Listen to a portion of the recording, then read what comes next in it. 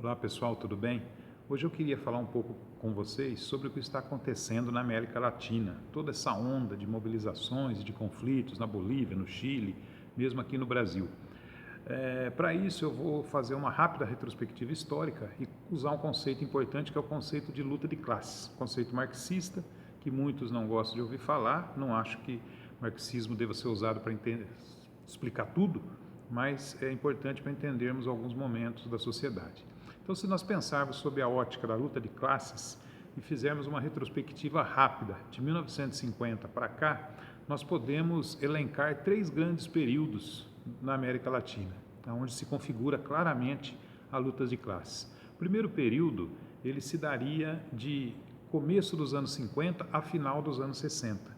Esse período foi marcado por governos populares, populistas, até início de governos socialistas. Então eu citaria o exemplo do Chile, com a experiência do Salvador Allende, governos que tiveram um início de experiência socialista na Nicarágua, em El Salvador e mesmo Cuba, que depois veio a se consolidar. Governos populares no Brasil, com o João Goulart, nós tivemos o peronismo na Argentina. O fato é que todos esses regimes foram suplantados por ditaduras violentas, e que não privilegiaram as políticas públicas e os direitos dos mais pobres. Então, mesmo num período de crescimento econômico mundial e até na América Latina, num período do pós-guerra, onde o estado do bem-estar social se configura na Europa e também o estado cresce em todos os países da América Latina, mas não atende com qualidade os mais pobres. Então, nós temos período de crescimento econômico, crescimento do estado, mas com grande dificuldade para toda a população. Então está configurado aí a luta de classes nesse período que vai de 50 a final dos anos 60.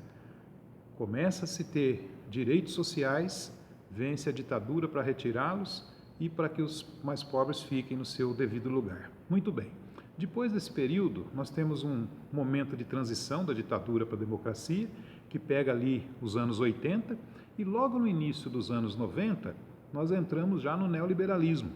Então, tivemos aí o consenso de Washington, que foi um pacto global para que os estados nacionais reduzissem as políticas públicas, reduzissem os gastos sociais, privatizassem, desregulamentassem o mercado de trabalho, e tudo isso aconteceu na América Latina de forma muito rápida, e os pobres, que já vinham com grande dificuldade, sofreram ainda mais. Então aumentou-se o desemprego, a informalidade, a pobreza, o número de ocupações, a violência.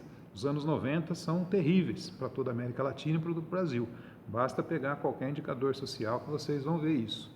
Ora, no final dos anos 90, houve uma reação da população e, logicamente, governos democráticos e populares foram eleitos novamente, até porque neoliberalismo não combina com democracia. Então nós tivemos a eleição, por exemplo, do Lula e da Dilma aqui no Brasil.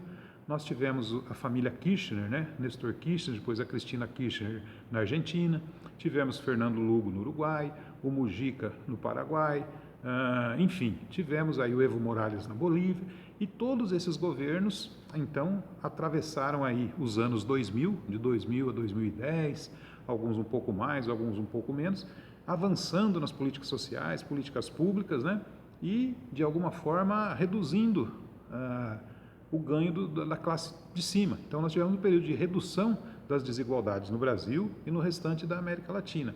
Aí entra a luta de classes de novo, Claro, a classe dominante insatisfeita com esse acesso dos mais pobres às universidades, ao mercado de trabalho liberal, trabalho qualificado, uma perca em seus ganhos, Aí entra também toda a questão do preconceito, a questão da racial e assim por diante.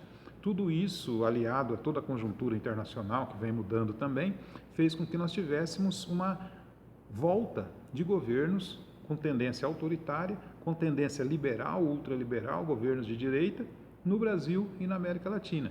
Então nós vemos aqui o caso do Bolsonaro, vemos na Argentina, que está um pouco adiantado nesse processo em relação a nós, então elegeu o Macri, depois retorna às políticas democráticas populares com a família Kirchner novamente. Então, nós percebemos que a luta de classes está presente o tempo todo nesse cenário. Ora, os mais pobres avançam um pouquinho com direitos, ora a classe dominante vem e de alguma forma consegue eleger governos que vão atender seus interesses de novo. E nesse momento atual, nós estamos vivendo justamente uma grande disputa nesse processo, uma disputa por poder político e entre os projetos, o projeto neoliberal, e agora acrescido da visão da ultradireita, e o projeto democrático popular. Nesse momento nós nem temos aí a perspectiva de socialismo ou coisa do gênero. Então esse choque, né, aonde nós tivemos o governo liberal por muito tempo, como no Chile, o choque é para que haja essa mudança, para que haja um governo popular, democrático, para que, né, os pobres voltem a ter aposentadoria, salário digno, direitos trabalhistas e assim por diante. E na Bolívia é o contrário. Depois de 10 anos ou mais, até do Evo Morales, 12 anos, de políticas mais voltadas para os mais pobres, nós vemos aí a reação da direita, da ultradireita, dos grupos privilegiados tentando retornar ao poder. Então nós estamos num momento de impasse na América Latina e estamos num momento aí de decidir para onde vamos. E no Brasil a mesma coisa, né? Essa polarização que se dá entre Bolsonaro e Lula, representando aí dois personagens, mas que na verdade são dois projetos diferentes.